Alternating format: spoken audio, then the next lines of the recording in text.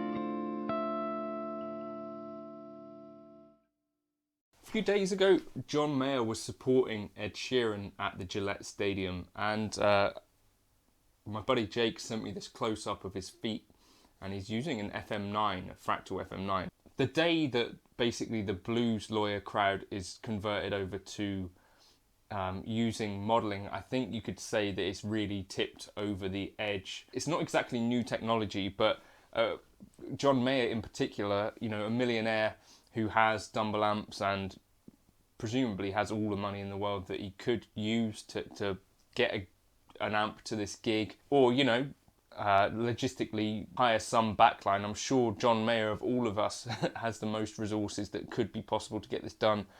For whatever reason, I think it looks like it's an in-ear gig. He chose to use an FM9. I think that's quite an interesting thing. So later in this video, I'm going to try and kind of build a John Mayer-esque preset with the Fractal FM9. I guess the other day as well, I had an in-ear gig, and I wasn't sure what I'd get to use. It was a 10-piece band, and I got there and the stage was kind of like janky. It had like a spot at the back for the drummer, and then to the left and to the right of that there was nothing. So I was just stood kind of on the hi-hat side of Craig, drummer, and yeah, it just made sense to go direct.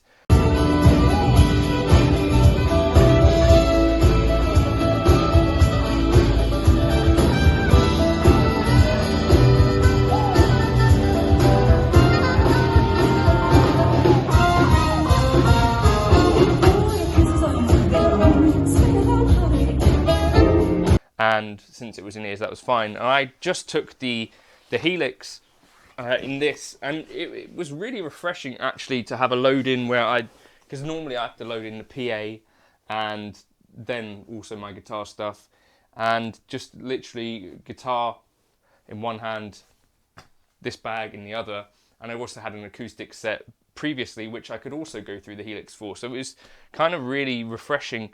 And I can totally see why, you know, like the pinnacle of the guitar rig looks to me like it was something around like the Bradshaw rig, right, where you have this thing with scribble strips probably at the front of the stage. I think Mayer used to use one of these, and that's controlling something way back behind you and stuff. And if you're on in ears, then maybe something like a Helix, maybe something like a Fractal FM9 is pretty close to that experience anyway. Although I wouldn't say like when you're right next to an amp or in the room with an amp is an identical experience. I do think if you're playing with in-ears, it's really not that different.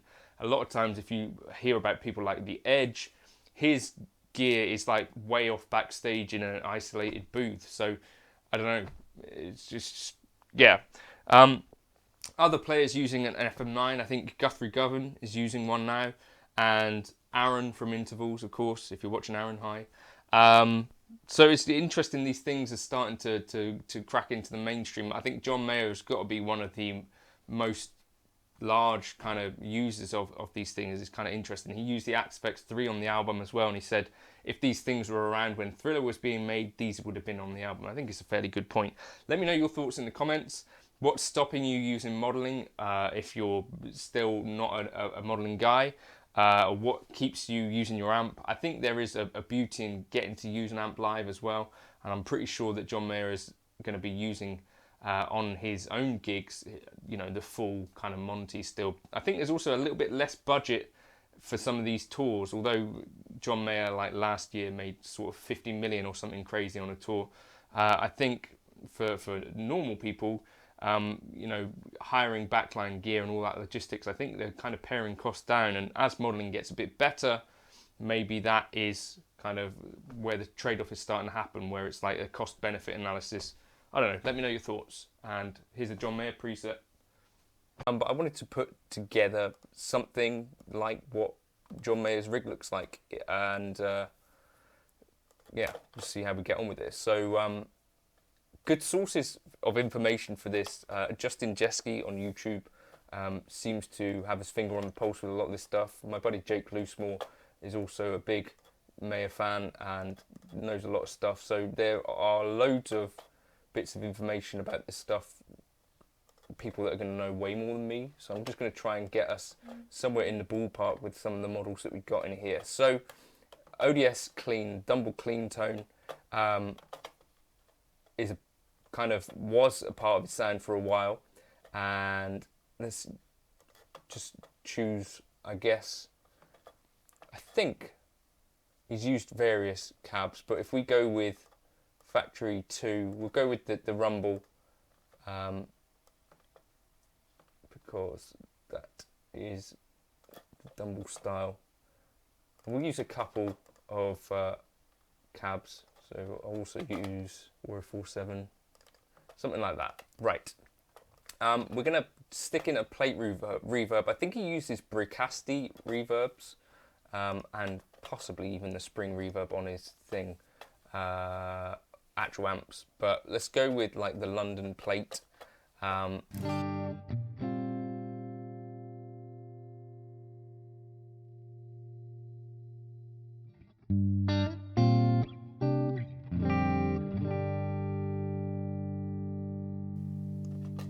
Okay, now one of the best things that I like to do to cop some of the tones that I like from our boy Mayer is the Blues OD. I think this is a really, really cool sound. So this is based on a Marshall Blues Breaker, I believe.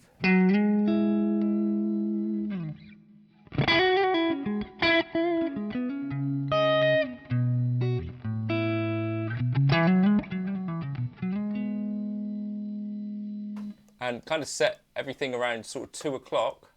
I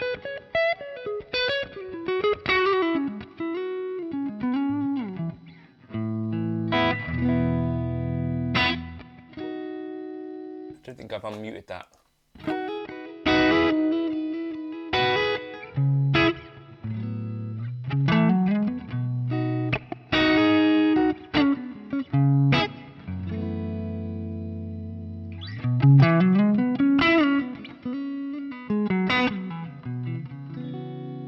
So that's kind of like the Blues Breaker tone, right? Let me just move that over here. So that could be maybe scene 1.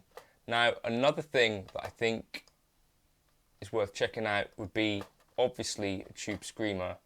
And there's debate over, you know, what might be the best order for this, but Justin says that Tube Screamer into Clon is quite a cool thing, and he suggests kind of starting around this kind of starting point. Everything is sort of like 12.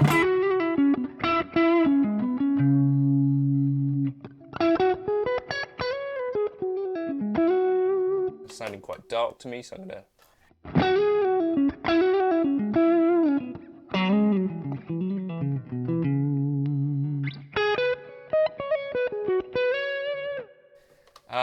And that's not got much magic to me, but maybe if we stack it into a Clon, and his Clon settings, I believe, became a bit clearer. Signed this, so the gain about 11 o'clock, treble at about 2 o'clock, output about.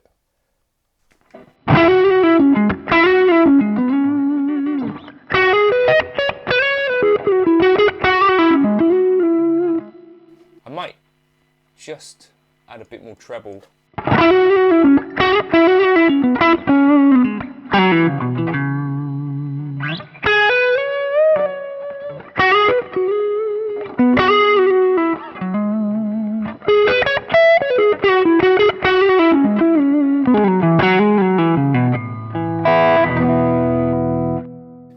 So that's like stacked lead. Our first scene, we need these boys bypassed.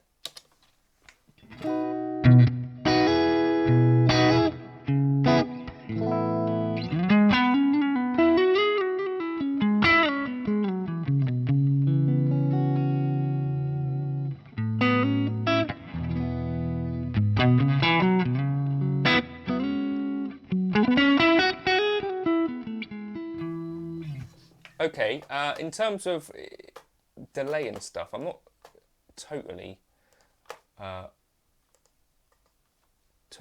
of the kind of things. Like if it's a blues type vibe that we're going for, I think he uses the Aquapus, which is like an analog type delay. Let's just go with some kind of generic slapbacky type tones. Like 140 might be a good starting point. Feedback, we want it about just 1 repeat, so 0, I guess.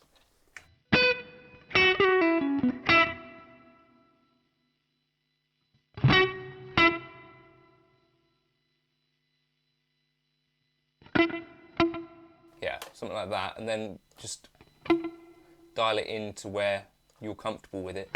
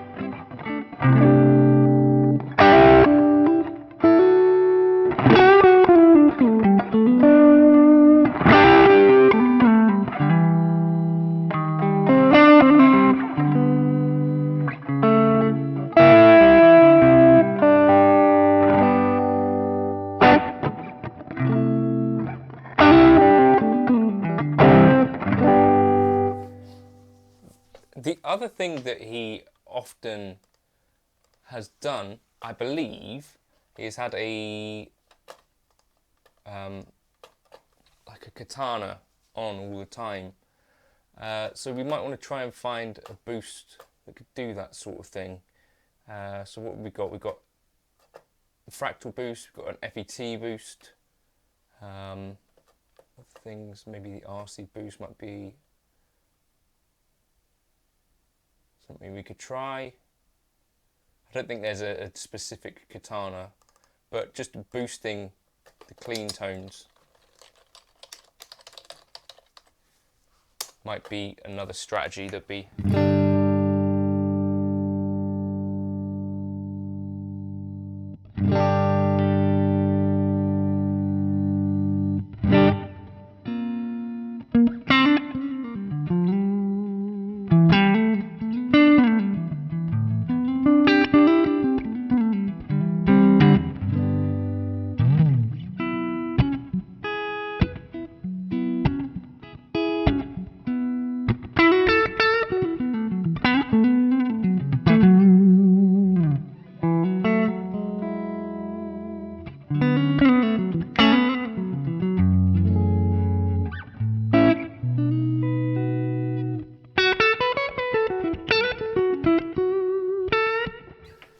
Okay, and I guess something else you could consider would be adding another amp altogether, just to liven these things up a bit. Other choices of amps that he's used over the years, I believe, would include something like the Vibreverb. So vibrato verb, AA or AB. I think the AA would be probably the best bet. Oh, and cab-wise, we'll go with we'll go with the 1x12, maybe with a 906, and also yeah,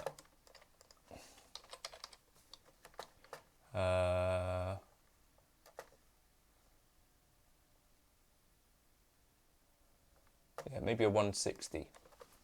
Okay.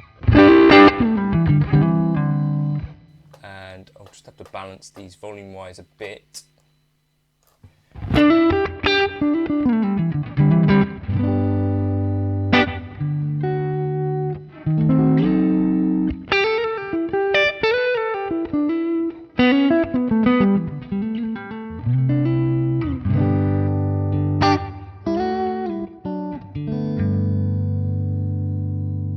Okay, and then we'll see how that.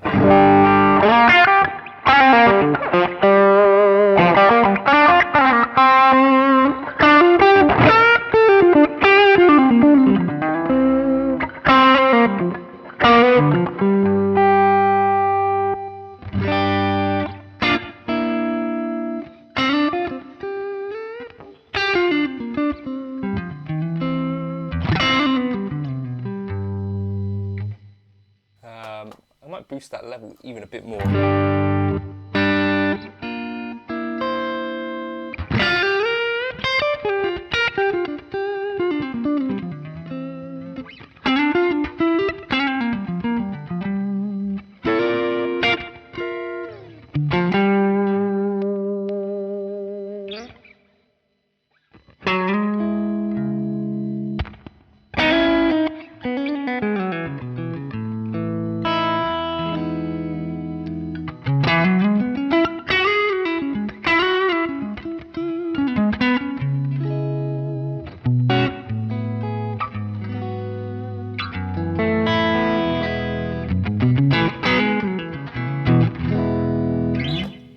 So you could do that sort of thing, or let me just save preset, the new preset number here,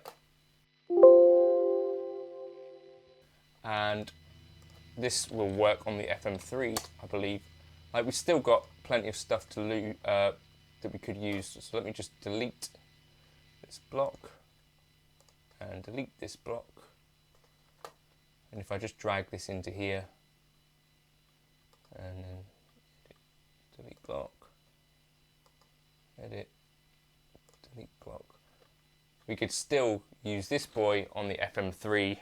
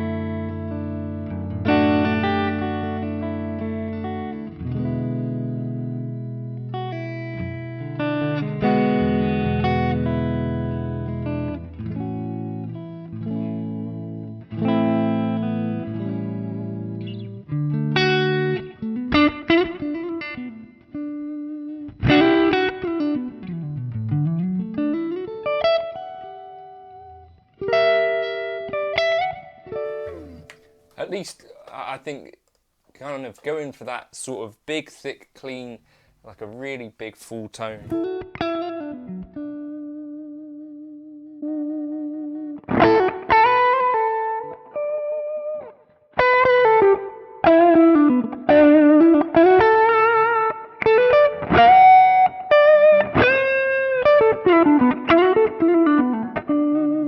And kind of no sharp edges to it. Still want to kind of get that.